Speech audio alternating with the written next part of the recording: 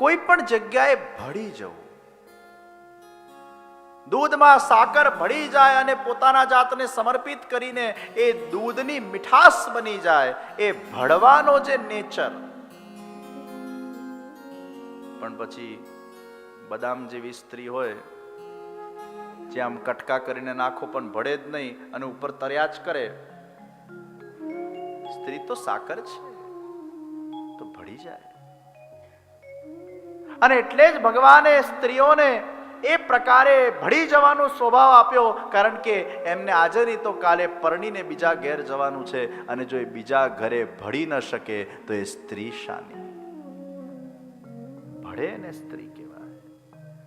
ભારોભાર જેનામાં એડજસ્ટમેન્ટ છે, ભારોભાર જેના અંદર એક્સેપ્ટન્સ છે, ભારોભાર જેના અંદર સરળતા છે, ભારોભાર જેના અંદર અન્ડરસ્ટેન્ડિંગ છે, આ સ્ત્રી છે. એમાં ભળી જવાનો સ્વભાવ છે.